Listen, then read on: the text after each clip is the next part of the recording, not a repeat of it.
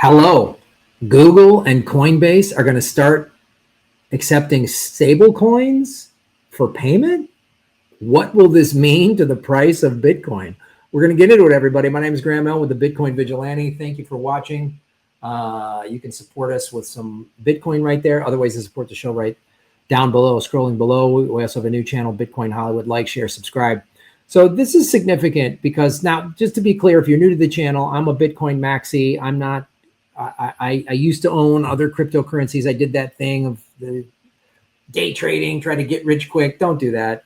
This is not financial advice. I'm not, but just buy Bitcoin and hold it. But why it's significant for huge companies like this to introduce stable coins is that helps with adoption.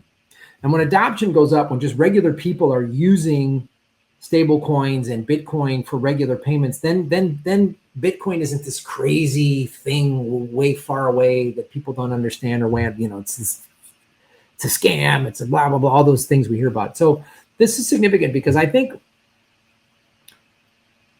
for Bitcoin to truly achieve what I think Satoshi wanted in the white paper and what many Bitcoin folks such as myself believe, I believe it can be this thing that can transform the world. You can send micropayments around the world. It empowers people in poor countries because there's 2.5 to 3 billion people that are unbanked. Basically, they don't have access to traditional banking, but everybody's got a smartphone, right? Everyone's got a smartphone.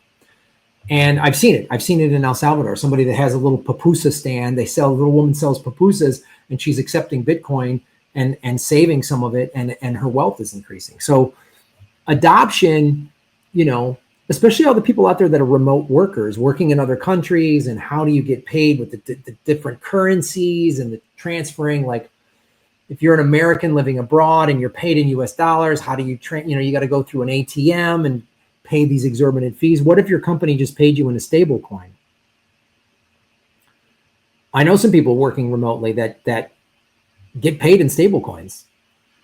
They live in El Salvador and they get paid in a stable coin, USDC, and then they pay all their bills. They convert it to Bitcoin or whatever, convert it to whatever currency you're living in. Makes things a lot easier. So this is why this is significant, and I wanted to get into this. So this is from CoinDesk, which CoinDesk is a good news source. Google teams up with Coinbase to bring stablecoin payments to AI apps. The tech giant expands its open source AI protocol into financial transactions, partnering with Coinbase, the Ethereum Foundation, to integrate stablecoin calls. Now you might look. I'm not a huge fan of Google. Coinbase is they've done some stuff. They're kind of like a traditional bank. I have to use Coinbase because I get paid in USDC, and they pay me on Coinbase, and then from there I can convert it to whatever. But so I just don't recommend leaving your Bitcoin on an exchange for very long. If you just have a little handful of it to do whatever with, that's fine, but put it into a cold wallet. So I'm not saying, I love Google, I love Coinbase, I love Ethereum. That's not what I'm saying in this segment. I'm just saying that when these big companies get involved, it helps adoption. Adoption then helps the price of Bitcoin go up. The more people that are using it, the more the price is going to go up. So Google updated open source protocols enabling AI applications to send and receive payments, including support for stablecoins pegged to fiat currencies like the US dollar. So the USDC, which is the US digital currency, a stablecoin, for those of you who don't know, is basically, it doesn't fluctuate in price. It's pegged to the dollar. So $1 in stablecoin is the same as $1 in the US. It's the same thing. But it is a digital currency. So you can immediately, if you have USDC, you can send it around to people. You can make payments with people here. You could put it on an exchange and convert it to US dollars and ramp it into your bank account and pay bills with it, or buy Bitcoin with it, or whatever. Tether is also a stable coin. Coinbase, the Ethereum Foundation, Salesforce, American Express, Etsy, and others are involved to ensure the system covers both crypto and traditional finance. The initiative coincides with rising adoption. $289 billion worth of stable coins are in circulation, up from $205 billion at the start of the year. Well, that's, again, significant. That's talking about adoption. And I would love it if we get to a place where, right now you can take your smartphone and just tap payments. I'm in Asia and I've been doing that with payments. Well, wouldn't it be great if you could just do that with stable coins? Instead of right now I have to do either a debit card or a credit card, and there might be a transaction fee or whatever.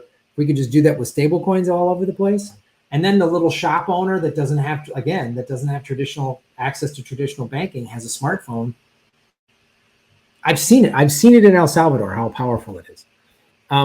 Google is taking a step towards merging artificial intelligence and digital money, rolling out new open source protocol that lets AI applications send and receive payments, which includes support for stable coins, digital tokens, pegged to fiat currencies such as the US dollar, according to a press release. To incorporate stablecoin calls, Google teamed up with US-based crypto exchange Coinbase, which has been developing its own AI integrated payment interactions. So this is here. This is happening. This is what it's doing. The move builds on Google's earlier work to establish a standard for AI agents. The digital agents may eventually handle complex tasks such as negotiating mortgages and shopping for clothes without direct human input. Oh boy. In April, Google rolled out a protocol to standardize agent-to-agent communication. The latest update extends the framework into financial transactions. Okay. So that's significant. That's significant for adoption. Again, the big companies are here, and with adoption means the price will come up. So I always tell people, there will only ever be 21 million Bitcoin ever made. So every little piece of Bitcoin you can buy, and you can buy as little as $10 worth of Bitcoin. You don't have to have 116 grand or whatever the price is. Every little piece of Bitcoin a regular person owns is a piece of Bitcoin that a billionaire and a big corporation cannot own. And they're going to want to own all of it. So every little piece you own, buy it on an exchange and put it in a cold wallet. I have affiliate links at crypto.com and at swanbitcoin.com that are in the comment section.